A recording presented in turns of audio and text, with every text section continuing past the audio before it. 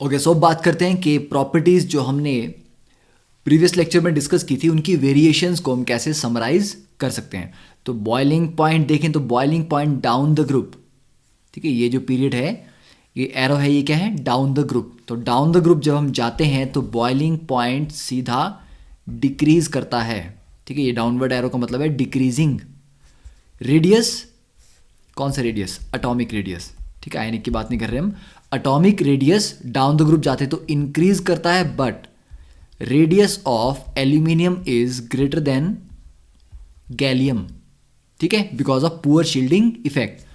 Ionization energies कौन सा effect देती हैं, do effect, that is down up, तो कोई रेगुलर ऑर्डर वहां पर नहीं है। Density increases linearly, melting point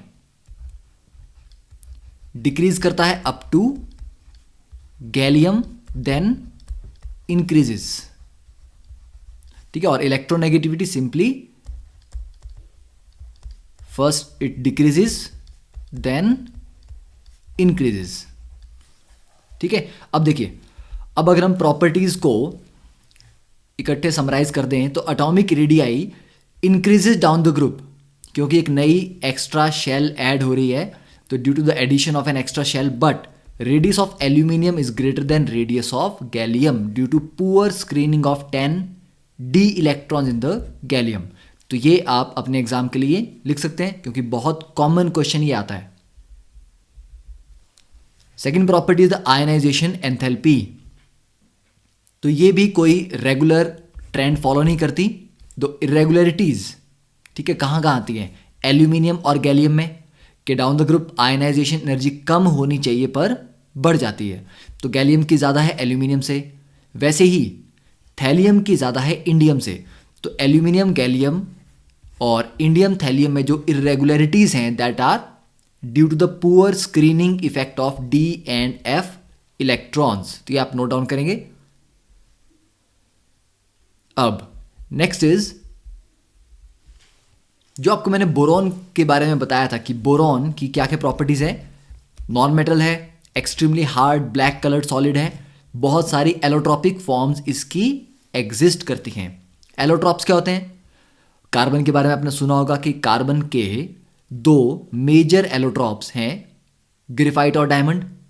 तो मतलब एक एलिमेंट कितनी डिफरेंट डिफरेंट फिजिकल स्टेट्स में, ठीक है, फिजिकल स्टेट्स मतलब सॉलिड लिक्विड गैस की बात नहीं कर रहा मैं, मतलब कितने डिफरेंट डिफरेंट एलिमेंटल फॉर्म्स में रह सकता है। जैसे कार्बन एक अलग तरह की बॉन्डिंग करे तो ग्रेफाइट बनता है, अलग तरह से बॉन्डिंग करे तो डायमंड बनता है, और एक और डिफरेंट टाइप से बॉन्डिंग करे तो फुलरीन्स बनती हैं, ठीक है। तो बोरॉन भी अलग अलग तरीके से एलिमेंटल फॉर्म में एग्जिस्ट करता है, जिनको एलोट्रॉप्स बोलते हैं। तो इसके बहुत सारे एलोट्रॉप होते हैं, और इसका मेल्टिंग पॉइंट बहुत हाई है due to strong crystalline lattice. अब क्रिस्टलिन लैटिस क्या है, देखिए ये डायग्राम यहां पर, दिस इज B12 आइकोसाहीड्रन, ठीक है, आइकोसा मतलब होता है 20। तो आपने सुना होगा पेंटागन, हेक्सागन, ठीक है, ऑक्टाहीड्रन, इस तरह से। ऑक्टाहीड्रन का मतलब 8 नहीं होता, ऑक्टाहीड्रन का मतलब है उसमें एटम तो 6 हैं, फेस हैं 8। तो आइकोसा मीन्स 20, तो इसका मतलब नहीं कि इसमें 20 एटम्स होंगे, इसमें 20 फेस हैं, ठीक है। जैसे कि ये एक बोरॉन है, ये 3 बोरॉन है, इनको मिला दिया जाए तो ये एक फेस बन गया, ठीक है। फिर इन 3 को मिला दिया जाए तो ये भी एक फेस है, तो ऐसे टोटल 20 फेस इसमें होंगे। तो देखिए ऊपर वाले पार्ट में अगर हम देखें तो कैसा स्ट्रक्चर है,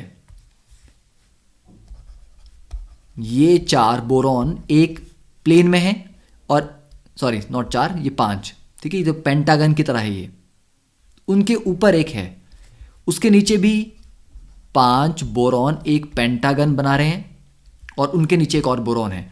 तो टोटल हमारे पास 12 बोरॉन है जो आपस में कनेक्टेड हैं, और इस स्ट्रक्चर को बोलते हैं आइकोसाहीड्रल, ठीक है। तो इस आइकोसाहीड्रल में ये जो स्ट्रॉन्ग बॉन्डिंग है, इसी को बोलते हैं स्ट्रॉन्ग क्रिस्टलिन लैटिस। तो बोरॉन B12 आइकोसाहीड्रल आपस में ये यूनिट्स जुड़े होते हैं, जैसे एक B12 दूसरे से जुड़ा होगा, दूसरा तीसरे से, तो इससे एक जाइंट मॉलिक्यूलर स्ट्रक्चर बनता है जिसकी वजह से बोरॉन का मेल्टिंग पॉइंट इतना हाई होता है। अब next the oxidation states and the trends in chemical reactivity. देखिए बोरॉन के बारे में अब हमने पढ़ा कि इस ग्रुप में +3 oxidation state group oxidation state है, पर बोरॉन भी 3 पॉजिटिव नहीं बनाता। क्यों? 3 पॉजिटिव का मतलब है कि 3 इलेक्ट्रॉन आपने निकाले, तो आपको आयनाइजेशन एनर्जी 1, 2 और 3 ये तीनों देनी पड़ेंगी।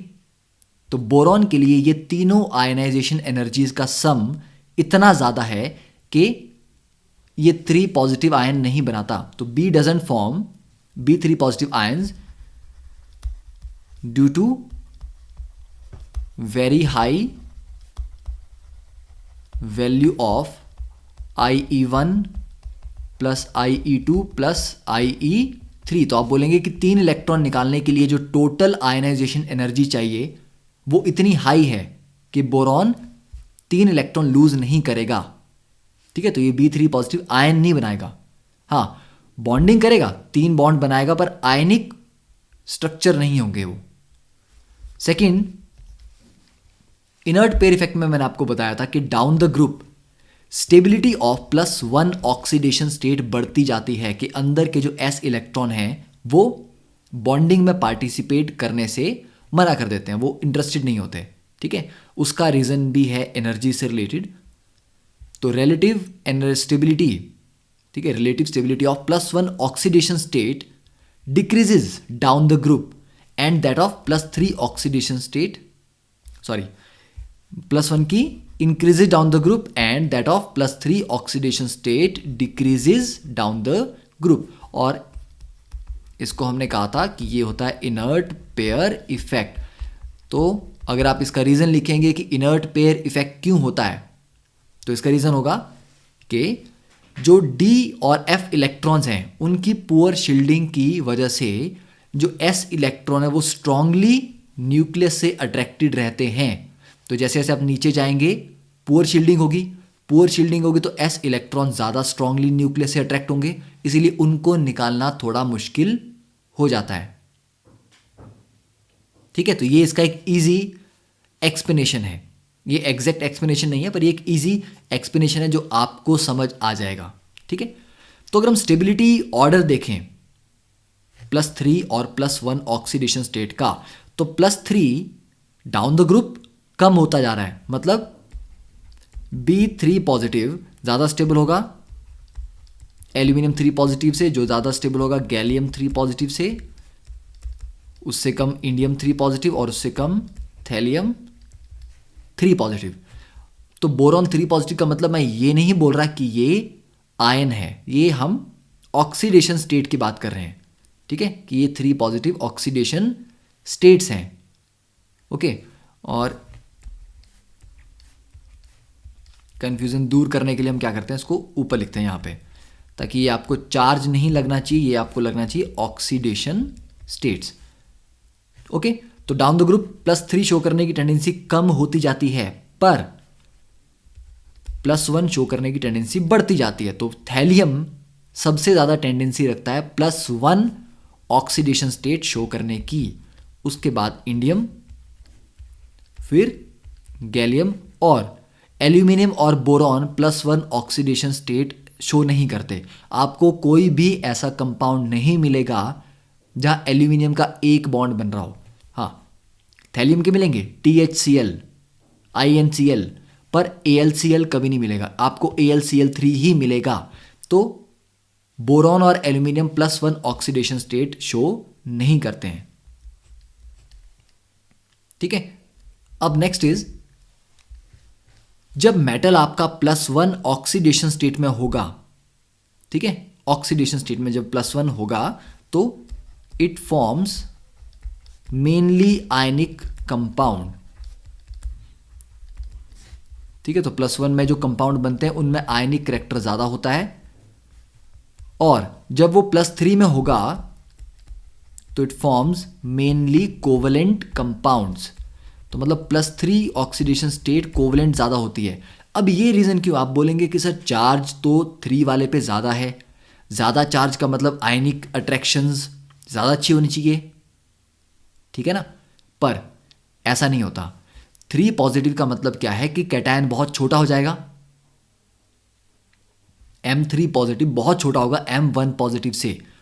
छोटा कैटायन बहुत स्ट्रांगली पोलराइजिंग होता है, पोलराइज बहुत अच्छे से कर लेता है। जहां पर भी स्ट्रांग पोलराइजेशन आ गई वहां पर हम कोवलेंट कैरेक्टर आ जाता है, ठीक है। More polarizing means more covalent according to Fajan rule जो आपने केमिकल बॉन्डिंग में पढ़ रखा है। तो चार्ज जितना ज़्यादा बढ़ता जाएगा उससे आयनिक कैरेक्टर नहीं बढ़ता, उससे कोवलेंट बढ़ता है, ठीक है। चाहे वो कैटायन का चार्ज हो चाहे वो एनायन का चार्ज हो, दोनों केसेस में कोवलेंट कैरेक्टर ही बढ़ता है चार्ज के साथ। आयनिक कैरेक्टर तभी अच्छा होगा जब एक मेटल हो और एक नॉन मेटल, मतलब एक इजीली इलेक्ट्रॉन लूज करना चाह रहा है और दूसरा इजीली इलेक्ट्रॉन गेन करना चाह रहा है, ठीक है। तो M3 positive forms mainly covalent compound due to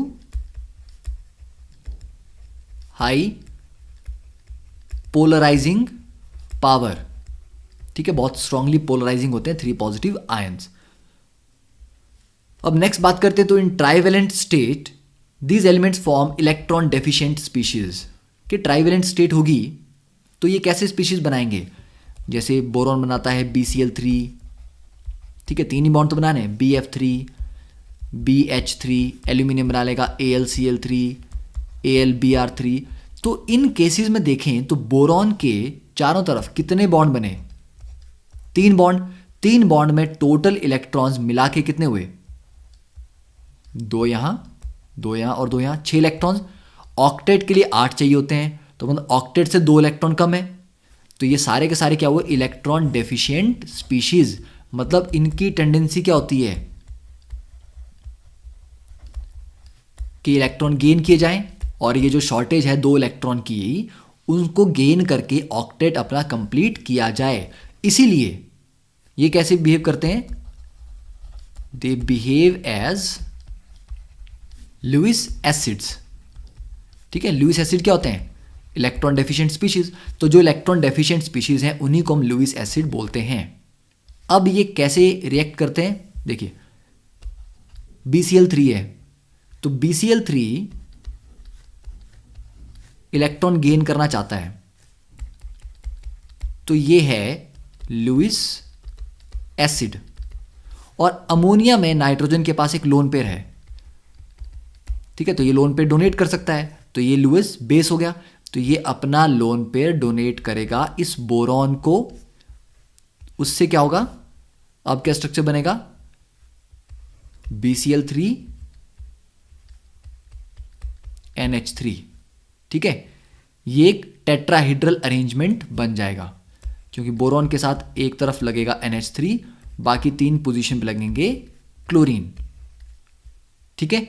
तो इस तरह का एक एडक्ट बन जाता है, ओके, दैट इज क्लियर। तो लुईस एसिड होने की वजह से ये लुईस बेस के साथ इजीली कंबाइन करके उनसे इलेक्ट्रॉन पेयर ले लेते हैं। अब इसी तरह से AlCl3 भी रिएक्ट कर सकता है, ठीक है, पर AlCl3 एक और काम भी करता है। AlCl3 achieves stability by forming a dimer, वो डाइमर बना देता है, ठीक है, by forming a dimer. Dimer क्या होता है, 2 AlCl3 मिल जाते हैं। देखिए एक AlCl3 को हम इस तरह से लिख लें और दूसरे AlCl3 को भी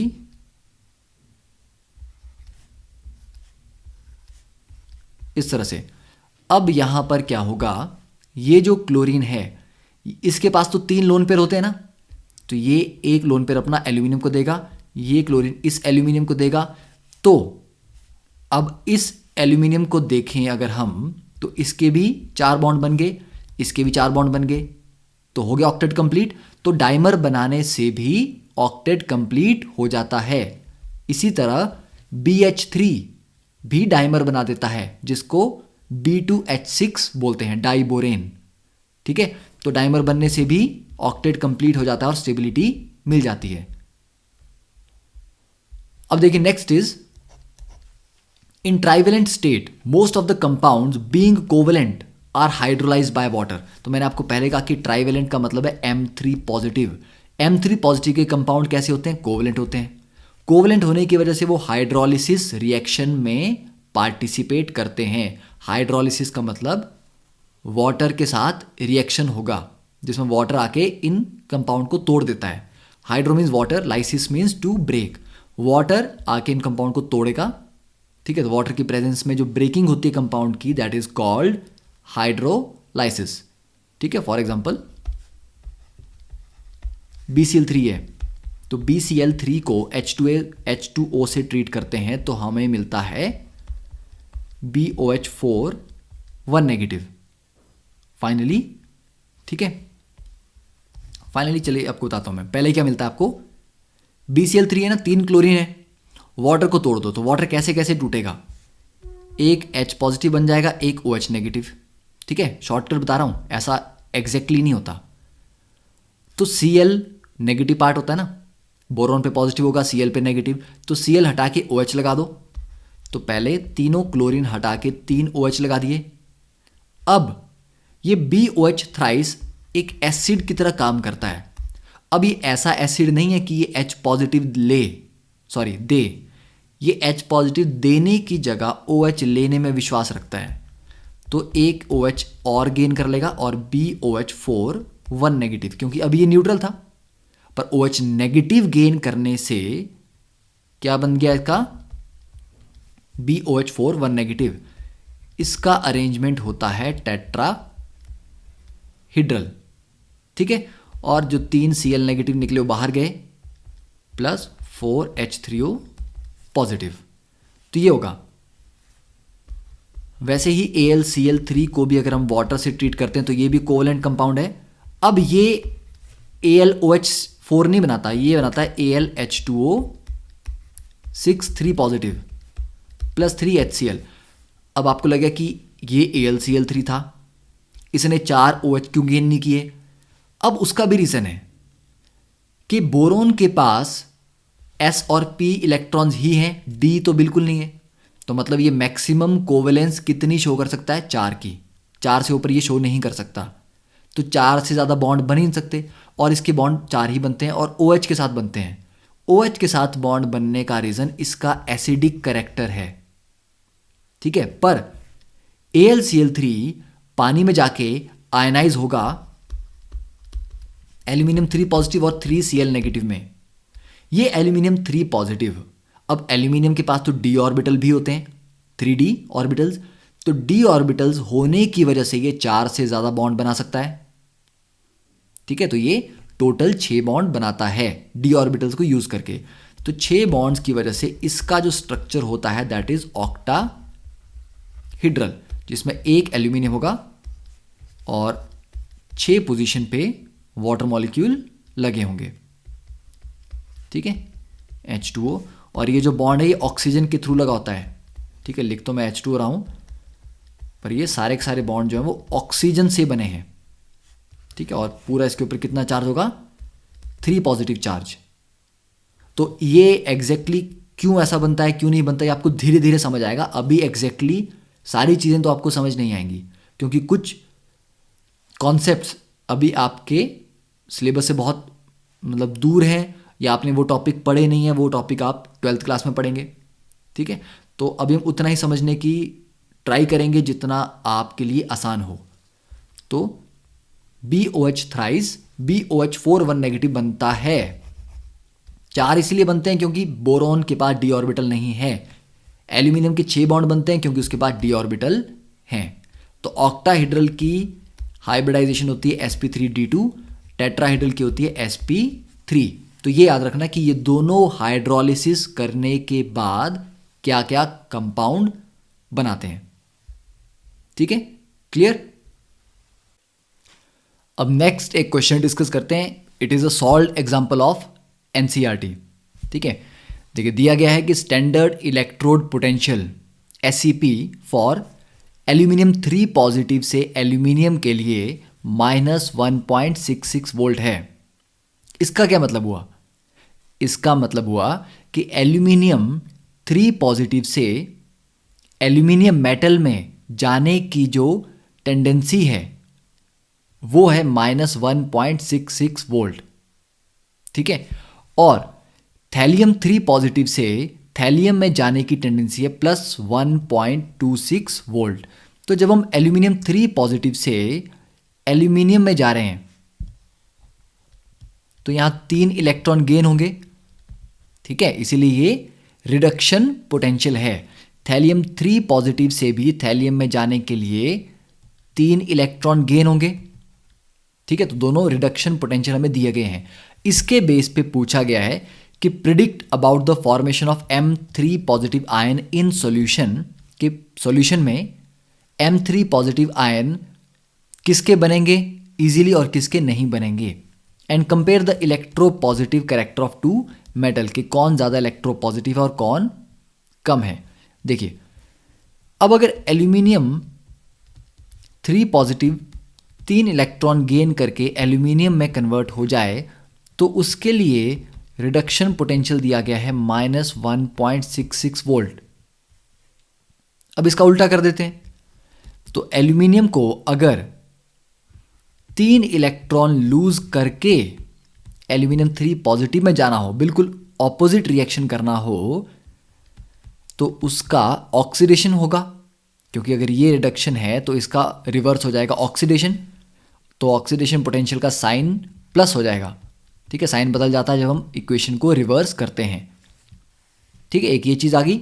सेकेंडली, इसी तरह से अब हम ये लिख सकते हैं कि थैलियम को भी अगर थैलियम 3 पॉजिटिव में जाना हो 3 इलेक्ट्रॉन लूज करके, तो उसका ऑक्सीडेशन पोटेंशियल आ जाएगा -1.26 वोल्ट। क्यों? क्योंकि 3 पॉजिटिव से थैलियम में जाने का था प्लस, उल्टा कर देंगे थैलियम से 3 पॉजिटिव तो वो हो जाएगा माइनस। अब आपने रिडॉक्स रिएक्शन में तो ऑलरेडी पढ़ा है कि पोटेंशियल का मतलब क्या होता है, टेंडेंसी। तो ऑक्सीडेशन पोटेंशियल का मतलब हुआ कि ऑक्सीडेशन शो करने की टेंडेंसी। अब किसकी वैल्यू ज़्यादा है? ये वैल्यू ज़्यादा है, तो इसका मतलब इसकी हायर टेंडेंसी है। तो मतलब एल्यूमिनियम चाहता है कि एल्यूमिनियम से एल्यूमिनियम 3 पॉजिटिव में जाए, क्योंकि प्लस वैल्यू पॉजिटिव दिखा रहा है वैल्यू। थैलियम नहीं चाहता कि वो 3 पॉजिटिव बनाए, इसीलिए उसकी वैल्यू नेगेटिव है। ठीक है, तो इसकी लेसर टेंडेंसी है। तो पानी में कौन जल्दी 3 पॉजिटिव बनाना चाहेगा? जिसकी ऑक्सीडेशन पोटेंशियल की वैल्यू ज़्यादा होगी। तो यहां से हम बोल सकते हैं 10 aluminium has a higher tendency to form aluminium 3 positive in solution. ठीक है, and hence it is more electropositive, क्योंकि जो जल्दी इलेक्ट्रॉन लूज कर दे, इलेक्ट्रॉन लूज करने की टेंडेंसी रखे, उसी को इलेक्ट्रो पॉजिटिव बोलते हैं। तो जो जल्दी लूज करेगा वो ज़्यादा इलेक्ट्रो पॉजिटिव होगा। ठीक है, थैलियम उतनी जल्दी लूज नहीं करना चाहता, इसलिए थैलियम कम इलेक्ट्रो पॉजिटिव है। ठीक है, तो ये क्वेश्चन। अब देखिए, next we start with reactivity towards air, कि एयर में ये सारे के सारे जो एलिमेंट्स हैं ग्रुप 13 के, ये किस तरह से रिएक्ट करते हैं। फर्स्ट पॉइंट, बोरॉन 2 फॉर्म में होता है मेनली। ठीक है, वैसे तो बोरॉन के बहुत सारे एलोट्रॉप्स मिलते हैं, पर एक क्रिस्टलिन फॉर्म है और एक अमरफस फॉर्म है। अमरफस का मतलब पाउडर्ड फॉर्म। ठीक है, क्रिस्टलिन बोरॉन में इतनी स्ट्रांग बॉन्डिंग होती है कि उसको तोड़ना आसान नहीं है। तो क्रिस्टलिन बोरॉन इज अनरिएक्टिव, वो एयर में उसको कुछ भी नहीं होगा, कोई रिएक्शन नहीं करेगा। पर एमरफस बोरॉन मतलब पाउडर्ड फॉर्म में अगर बोरॉन होगा वो एयर के साथ रिएक्ट कर जाता है। ठीक है, सेकंड एलिमेंट है एल्यूमिनियम। एल्यूमिनियम एयर के साथ इमीडिएटली रिएक्ट करता है, बहुत जल्दी। पर होता क्या है, एल्यूमिनियम का जब एयर के साथ रिएक्शन होता है तो एयर में प्रेजेंट ऑक्सीजन के साथ ऑक्सीडेशन होती है, तो एल्यूमिनियम से बन जाता है Al2O3, एल्यूमिनियम ऑक्साइड। ठीक है, इस ऑक्साइड की एक थिन लेयर एल्यूमिनियम के ऊपर चढ़ जाती है। क्योंकि जितना भी एल्यूमिनियम का फ्रेश सरफेस होगा वो एयर के साथ कांटेक्ट में आते ही Al2O3 बनाएगा और उसकी लेयर बन जाएगी पूरे सरफेस पे। अब ये Al2O3 इतना हार्ड होता है कि इसके बनने के बाद फर्दर रिएक्शन नहीं हो पाता, तो ये फर्दर अटैक को प्रिवेंट करता है। ओके, तो अब रिएक्शन होते कैसे हैं? देखिए, अगर हम एटम्स को या सभी एलिमेंट को E से डिनोट करें तो ग्रुप 13 के elements 2E + 3O2, E solid होगा और O2 गैसेस में होगा, तो ऑक्सीजन के साथ या एयर के साथ हीट करने पे ये E2O3 फॉर्मूले का ऑक्साइड बनाते हैं। ठीक है, तो E2O3 का मतलब हो गया, अगर बोरॉन की बात करें तो B2O3, ठीक है, एल्यूमिनियम की बात करें तो Al2O3, फिर Ga2O3 एट्सेट्रा। और एयर में नाइट्रोजन भी प्रेजेंट होती है तो ये उसके साथ भी कंबाइन करते हैं, तो 2E सॉलिड प्लस, तो एयर में प्रेजेंट नाइट्रोजन गैस के साथ हीट करने पे, और ये बहुत हाईली हीट करना पड़ता है, हाई टेम्परेचर पे, वाइट हॉट, ठीक है, तब जाके रिएक्शन होता है, नॉर्मली नहीं होता। तो ये नाइट्राइड्स बनाते हैं। For example Bn boron nitride, Aln aluminium nitride. ठीक है, तो ये क्या है? नाइट्राइड। ये क्या है? ऑक्साइड। ठीक है, तो एयर में ये ऑक्साइड और नाइट्राइड दोनों बनाते हैं। अब इनकी रिएक्टिविटी के बारे में बात करें तो जब हम डाउन द ग्रुप जाएंगे तो डाउन द ग्रुप जाने में acidity of oxides decreases and basicity of oxides बढ़ेगी, क्योंकि एसिडिटी कम हो रही है तो बेसिसिटी बढ़ेगी। तो याद रखना है कि हमेशा डाउन द ग्रुप जाने में ऑक्साइड्स की एसिडिटी कम होती है, क्योंकि जितना आप नीचे जाओगे मेटालिक कैरेक्टर बढ़ेगा। ठीक है ना, जब टॉप पे जो एलिमेंट होता है वो नॉन मेटल होता है, अगर वो नॉन मेटल है, या चलिए मान लीजिए वो नॉन मेटल होता है पी ब्लॉक में, तो डाउन द ग्रुप आते आते मेटालिक कैरेक्टर बढ़ता है, और मेटालिक कैरेक्टर बढ़ने से ऑक्साइड बेसिक होते जाते हैं। ठीक है, एसिडिक नहीं रहते, एसिडिक होते हैं जब वो नॉन मेटल के होते हैं। तो डाउन द ग्रुप आने पे एसिडिटी ऑक्साइड की कम होती है और बेसिसिटी बढ़ती है। ठीक है, और वैसे ही इसी बेस पे हम बोल सकते हैं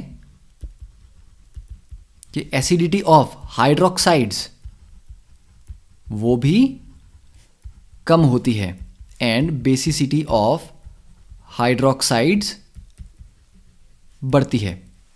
ठीक है, तो इसमें एक छोटा सा आप याद कर सकते हैं कि कौन कौन से एसिडिक है, कौन से बेसिक हैं। तो देखिए, B2O3 एसिडिक ऑक्साइड है, ठीक है, क्योंकि बोरॉन नॉन मेटल है। Al2O3 और Ga2O3 में मेटालिक कैरेक्टर बहुत स्ट्रांग नहीं है तो मेटल, पर बहुत स्ट्रांगली मेटालिक कैरेक्टर नहीं है। तो इनके जो ऑक्साइड हैं वो ना एसिडिक होते हैं ना वो बेसिक होते, वो दोनों कैरेक्टर शो करते हैं, एम्फोटेरिक, मतलब जहाँ ज़रूरत पड़े वहाँ एसिडिक की तरफ बिहेव करेंगे, जहाँ ज़रूरत पड़े वहाँ बेसिक की तरह। और इंडियम और थैलियम में मेटालिक कैरेक्टर ज़्यादा है, तो ज़्यादा मेटालिक कैरेक्टर होने की वजह से उनके ऑक्साइड बेसिक होते हैं। ठीक है, तो ये तो हो गए E2O3 टाइप में। अब हाइड्रोक्साइड की बात करें तो BOH thrice, this is called boric acid.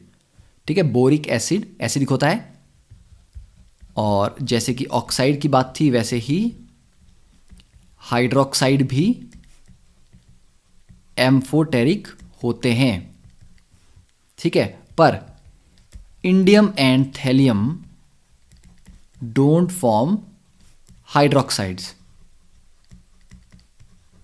ठीक है, तो इतना याद कर सकते हैं हम कि कौन कौन से, और ये इंपॉर्टेंट है क्योंकि एग्जाम में कई बार आता है क्वेश्चन कि ये 4 ऑक्साइड दिए गए हैं, बताइए कौन से एसिडिक हैं, कौन से बेसिक हैं और कौन से एम्फोटेरिक हैं। ठीक है, तो ये आपको ये याद होने चाहिए कि ये एसिडिक होते हैं, ये एम्फोटेरिक और ये बेसिक ऑक्साइड्स हैं। ओके, फिर next point reaction with oxygen are all strongly exothermic, कि जो भी ऑक्सीजन के साथ रिएक्शन हो रहा है, जैसे E+O2, E2O3, तो जितने भी ऑक्सीजन के साथ रिएक्शन हैं, दैट इज ऑक्सीडेशन, वो सारे स्ट्रांगली एक्सोथर्मिक हैं, मतलब उनमें बहुत एनर्जी रिलीज होती है। जैसे कि अगर हम एल्यूमिनियम का रिएक्शन देखें तो 2 aluminium solid plus 3/2 O2 gas gives you Al2O3 solid plus 1670 kilo joule, तो 1670 किलो जूल एनर्जी इसमें रिलीज होती है। ठीक है, इस रिएक्शन को बोलते हैं थर्माइट रिएक्शन। ये बहुत इंपॉर्टेंट रिएक्शन है मेटलर्जिकल प्रोसेसेस के लिए, क्योंकि इसमें इतनी ज़्यादा हीट जनरेट होती है कि इस हीट को यूज़ करते हैं हम मेटलर्जिकल प्रोसेसेस में एक्सट्रैक्शन के लिए। ठीक है, वो भी आप पढ़ेंगे 12th क्लास में मेटलर्जिकल चैप्टर में। तो ये रिएक्शन आपको याद होना चाहिए कि thermite reaction is a strongly exothermic reaction. और होता क्या है, it is simply reaction of aluminium with oxygen. अब देखिए next is the reactivity towards acids and alkali, कि एसिड और बेस के साथ कैसे ये रिएक्ट करते हैं। तो बोरोन क्योंकि क्रिस्टलिन फॉर्म में जनरली रहता है, तो वो एसिड और बेस दोनों के ही साथ, चाहे H पॉजिटिव ले लीजिए OH नेगेटिव ले लीजिए, वो रिएक्शन नहीं दिखाता, नो रिएक्शन। ठीक है, पर एल्यूमिनियम चाहे एसिडिक मीडियम लो या बेसिक मीडियम लो, ये डिसॉल्व हो जाता है, मतलब ये दोनों के साथ रिएक्ट कर जाता है। तो एल्यूमिनियम का कैरेक्टर थोड़ा एम्फोटेरिक है। ठीक है, मतलब ये एसिडिक वाले के साथ भी रिएक्ट करता है, बेसिक वाले के साथ भी रिएक्ट करता है। तो इसको हम ऐसे समझ सकते हैं 2 एल्यूमिनियम प्लस 6 HCl एक्वस, तो उसको HCl के सॉल्यूशन में डाल दिया तो उसके साथ रिएक्ट कर जाएगा, तो बन जाएगा 2 AlH2O6 3 positive aqueous plus 6 Cl negative aqueous plus 3 hydrogen gas. तो हाइड्रोजन गैस इसमें रिलीज होती है, तो एसिड के साथ भी रिएक्ट कर रहा है। अभी 2 aluminium solid plus 2 NaOH,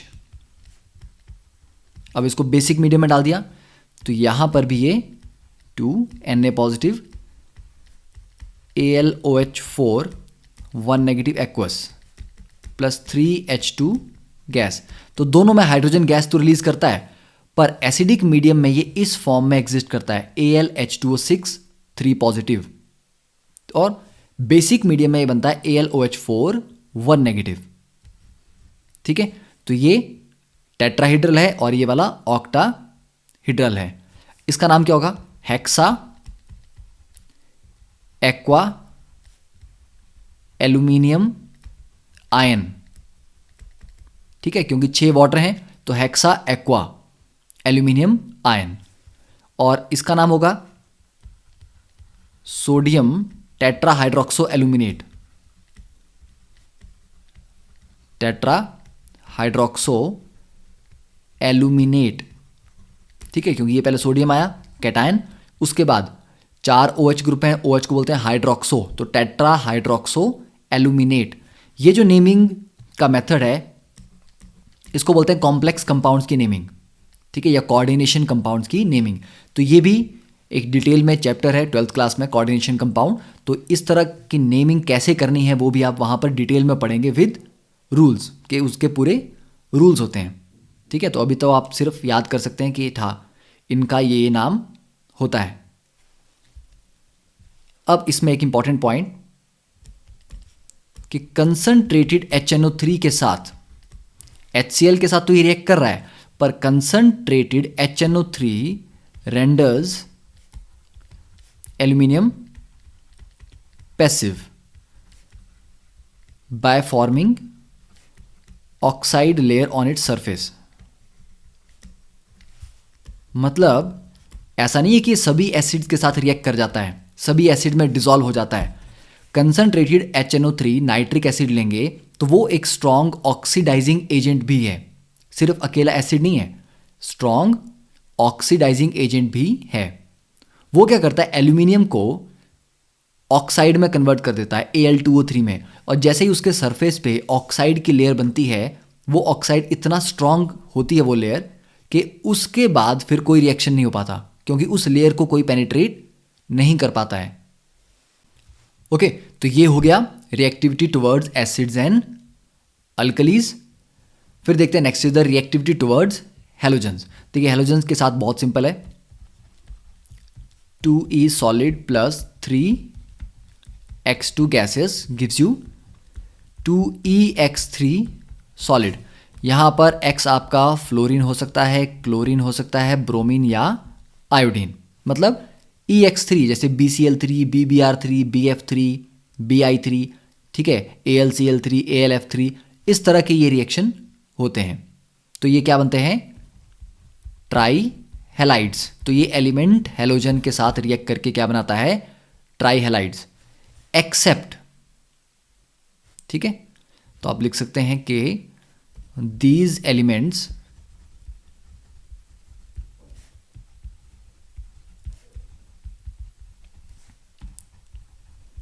react with halogen to form trihalides except thallium. ठीक है, कि थैलियम ट्राई आयोडाइड नहीं बनता। क्यों? क्योंकि थैलियम आयोडाइड, क्योंकि डाउन द ग्रुप मैंने आपको कहा था कि +1 ऑक्सीडेशन स्टेट ज़्यादा स्टेबल होती जाती है, तो थैलियम +3 शो करने की टेंडेंसी नहीं रखता, +1 की रखता है। तो थैलियम आयोडाइड मतलब थैलियम 1 पॉजिटिव और आयोडाइड 1 नेगेटिव, तो ये कंपाउंड स्टेबल होता है। पर ये I2 के साथ कंबाइन करके TlI3 1 नेगेटिव, तो इस तरह का स्ट्रक्चर बनाता है। तो गलती से ये मत समझ लेना कि ये जो लिखा है इसका मतलब है कि थैलियम 3 पॉजिटिव है और कि मतलब थैलियम 3 पॉजिटिव है और ये 3 I नेगेटिव हैं। नहीं, ये ऐसा नहीं है। ये क्या है? दिस इज थैलियम 1 पॉजिटिव और I3 1 नेगेटिव, ये इस तरह से बनता है। ठीक है, तो ये हो गया रिएक्टिविटी विद हैलोजेंस। अब आपके लिए एक थॉट प्रोवोकिंग क्वेश्चन कि GaCl2 एग्जिस्ट करता है,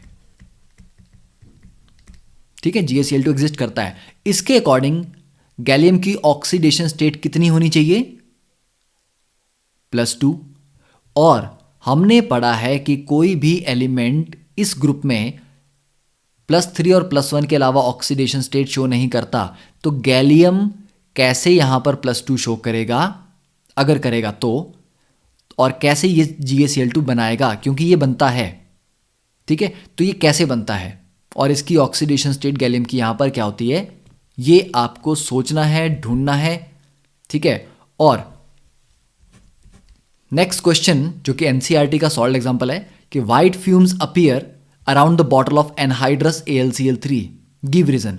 तो इसको भी हम नेक्स्ट लेक्चर में डिस्कस करेंगे। Okay, thank you.